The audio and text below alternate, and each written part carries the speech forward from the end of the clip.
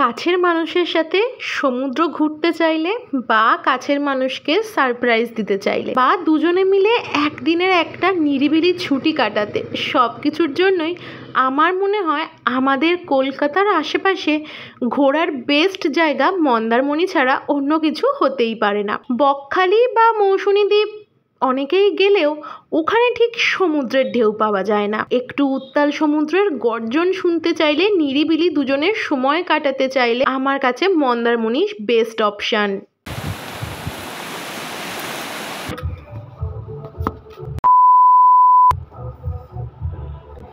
Hey guys, welcome back to my channel. আশা করছি তোমরা সবাই ভালো আছো, সুস্থ আছো। আবারও একদিনের ছুটি কাটাতে আমরা চলে এসেছি মন্দারমণি। আর মন্দারমণিতে কোন হোটেলে আছি, কত কি প্রাইস, সব কিছু চলো আজকের এই ভিডিওতে তোমাদের সাথে ডিটেলসে শেয়ার করব। সো ভিডিওটা একদম শেষ অবধি দেখতে থাকো। তো চলো ফার্স্টে দেখাই যে ওখানে আমরা ব্রেকফাস্টে কি খেয়েছিলাম। 50 টাকা দিয়ে নিয়েছিলাম লুচি আর ঘুগনি, 4 পিস লুচি সাথে ঘুগনি। তো হ্যাঁ, যারা একটু পরিমাণে কম খাও দুজনের কিন্তু আরামসে হয়ে যাবে একটা 50 টাকার লুচি ঘুগনিতে। আর এটা কিন্তু মন্দারমণি মার্কেটের একেবারে কাছে, মার্কেট যেতে হেঁটে লাগে ওই 2 মিনিট। চলো রাত্রের ভিউটা দেখে নাও। রাত্রেবেলা কিন্তু রিসর্টটা একেবারে মায়াবী হয়ে ওঠে। আর রিসর্টের উল্টো দিকেই একটা রাস্তা ছিল, ওই রাস্তা দিয়ে কিন্তু সমুদ্রে যেতে 1 মিনিটও লাগে না। আর চাইলে তোমরা মার্কেট দিয়েও সমুদ্রে যেতে পারো, সেখানে তোমার 2 মিনিট টাইম লাগবে। ওনাদের ম্যাক্সিমাম রুমই কিন্তু পুল ভিউ রুম ছিল। এই হলো সুইমিং পুলের রাত্রের ভিউ। দিনের থেকে সুইমিং পুলটা রাত্রে দেখতে বেশ ভালো লাগছিল। সুইমিং পুলের টাইমিং সকাল 8টা থেকে রাত 8টা। এখানে কিন্তু আউটসাইড ভিজিটারও অ্যালাউ করে সুইমিং পুলে, সেই ক্ষেত্রে এক্সট্রা কিছু চার্জেস আছে। যাই হোক, ওনাদের রিসেপশন থেকে সোজা ঢুকে একদম সামনেই পড়বে রেস্টুরেন্ট। আর ঠিক তার ডান দিক দিয়ে ঢুকে গেলেই আমাদের রুম নাম্বার G9। তো এই হলো রুমে ঢোকার দরজা।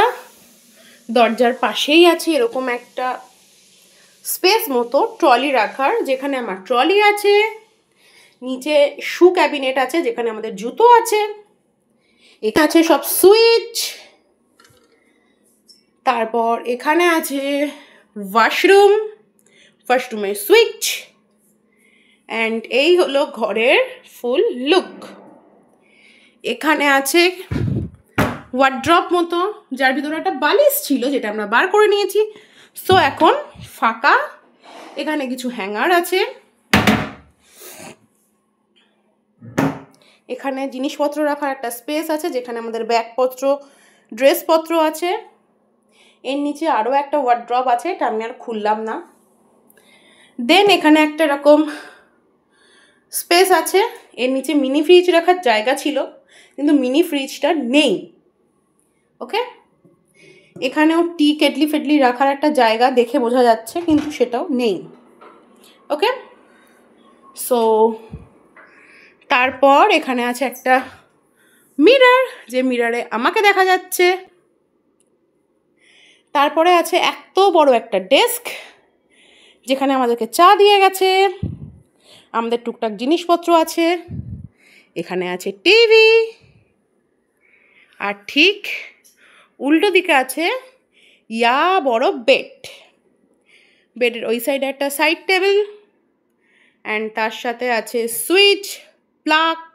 আর এত সুন্দর একটা বেডের এই সাইডে আছে telephone, AC remote, menu card, ওখানে সুইচ, চার্জারের পয়েন্ট, সমস্ত কিছু। দেন এখানে আছে এত সুন্দর সোফা, সেন্টার টেবিল খাওয়া দাওয়া করার জন্য। এখানে একটা উইন্ডো আছে, উইন্ডো থেকেও কিন্তু দুর্দান্ত পুল ভিউ পাওয়া যায়, দেখতেই পাচ্ছ তোমরা। এই স্পেসটার পাশে আছে আরও একটা মিরর, মানে একটা ঘরে 2টো মিরর, যেখানেও তোমরা আমাকে দেখতে পাচ্ছ। একটু হাই করে দিলাম। দেন এখানে 2টো চেয়ার আছে, যে চেয়ারে ওনাদের টাওয়ালই আমরা রেখে দিয়েছি। দেন তার পাশে আছে ব্যালকনি। চলো পর্দাটা সরানো যাক।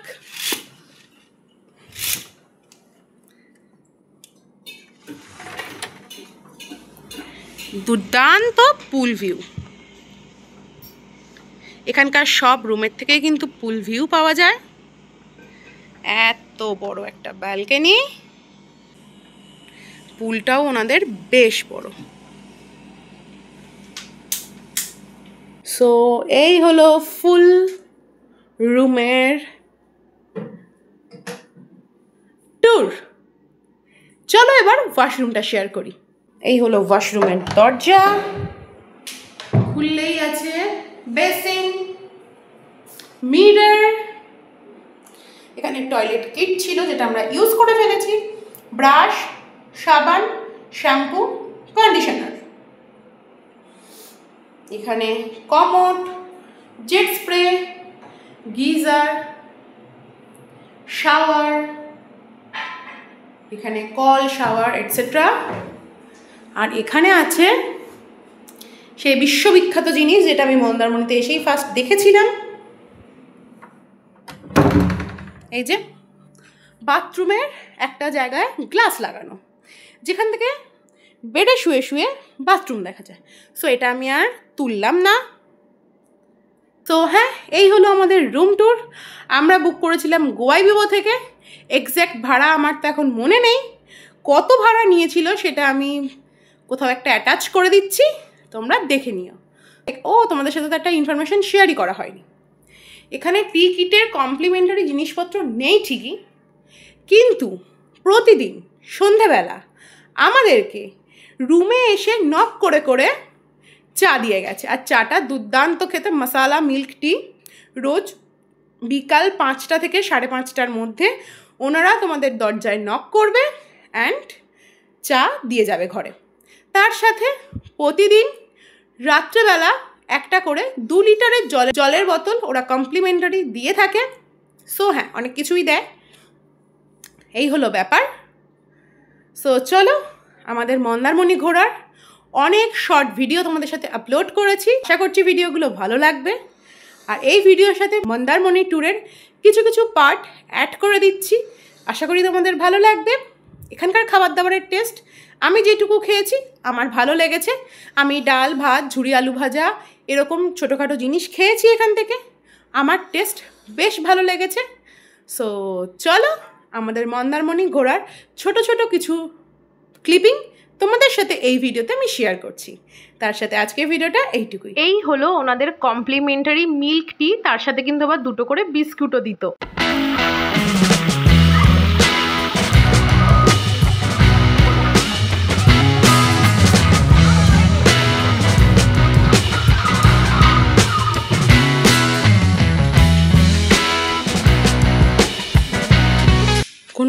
গাইস, এই 2 দিনের মধ্যে আজকে আমরা ফাইনালি সমুদ্রে এসে বিচ দেখতে পেলাম। এতদিন জল পুরো ওই ঘাটের ওখানে থাকতো। সো আজকে ফাইনালি একটা বিস্তীর্ণ বিচ পেয়েছি, আর সমুদ্র আমাদের ওইখানে একদম পারফেক্ট। এইবার যেহেতু মন্দারমণিতে গিয়ে মার্কেটের কাছে ছিলাম, তো মার্কেটের আশেপাশে প্রচুর রেস্টুরেন্ট আছে, তো সেখান থেকে এবার একটু খাওয়া দাওয়া করার সুযোগ পেয়েছিলাম। আর আমরা এই রাজু তন্দুরি এই দোকানটাতে প্রথম দিন হঠাৎই ঢুকে পড়ি। আর আমাদের ওখানকার খাবার দাবার অ্যান্ড ওখানকার স্টাফদের ব্যবহার, একটা দাদা ছিল স্পেশালি ক্যাশ কাউন্টারে, সেই দাদাটার ব্যবহার বেশ ভালো লেগেছিল। তো বেশ কিছুদিন বেশ অনেক খাবার ট্রাই করেছি। লাস্টের দিন চাউমিন আর মালাই কাবাব এনেছিলাম। তো মালাই কাবাবটা দারুণ সফট, টেস্টি, ভালো ছিল, সাথে চাউমিনটাও বেশ ভালো ছিল।